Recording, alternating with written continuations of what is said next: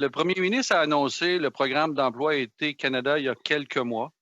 Il a tenté de nous faire croire qu'il y avait 70 000 nouveaux emplois.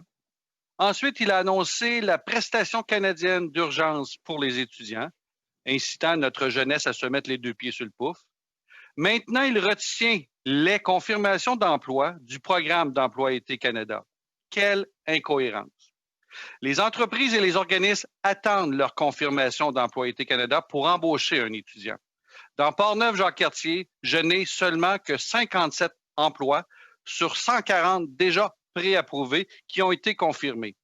On attend quoi pour confirmer les autres? Il y a un mois de retard. Les jeunes de l'université et du collégial sont en congé et prêts à travailler. L'incohérence de ce gouvernement est inexplicable.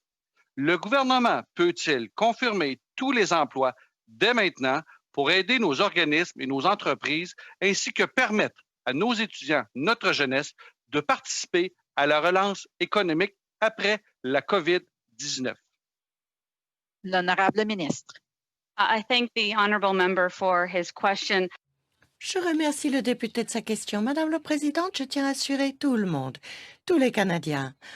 Nous avons amélioré le programme d'emploi d'été cet été en réaction à la pandémie de la COVID-19. Les emplois disponibles en janvier ne le sont plus.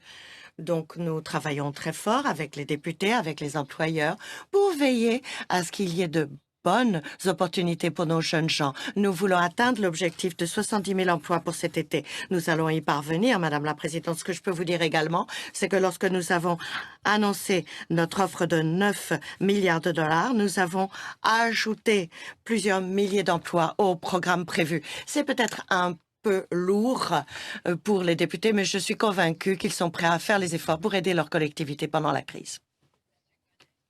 Madame la Présidente, la ministre vient de dire que le programme a été amélioré. Moi, quand on coupe des jobs dans une période de crise, d'une pandémie causée par la COVID-19, je ne vois pas d'amélioration. Avec le programme d'emploi été Canada de cette année en pleine pandémie, est-ce que la ministre de l'Emploi, du Développement et de la main-d'œuvre peut nous dire pourquoi, avec le programme, moins d'entreprises et moins d'organismes pourront embaucher un étudiant?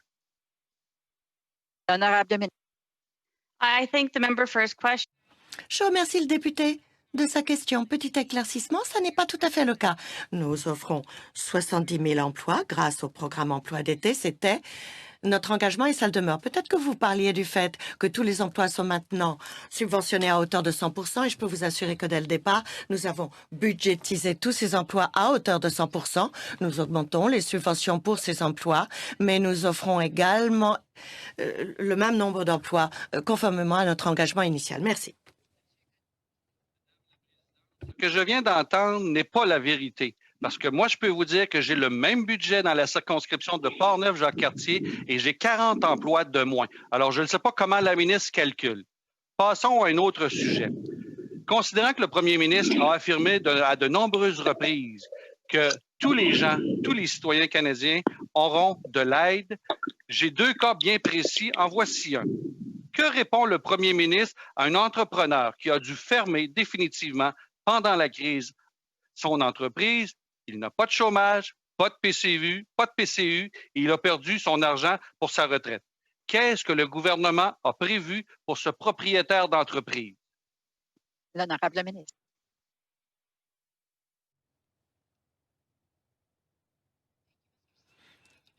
Merci, Madame la Présidente. Merci à mon collègue pour cette question. Je sais à quel point la situation est difficile pour quantité de PME dans cette période difficile que nous vivons. C'est pourquoi nous avons proposé diverses mesures pour aider les entreprises, que ce soit la subvention salariale ou le prêt aux petites entreprises, ou qu'il s'agisse tout simplement des reports de paiement de douane et au titre de la TPS ou de la TVH. Eh bien, nous allons continuer de multiplier les efforts pour appuyer les PME dans ce pays. Merci. De 10 secondes, monsieur. Merci, Madame la Présidente. Alors, il n'y a rien pour cet entrepreneur-là. Autre question. Une femme de 63 ans, malade chronique, qui a dû arrêter de travailler il y a 3 ans. Elle n'a pas de chômage, pas de PCU, pas de prime pour la retraite. Qu'est-ce que le premier ministre a à répondre à cette honnête citoyenne? Une brève réponse de la ministre.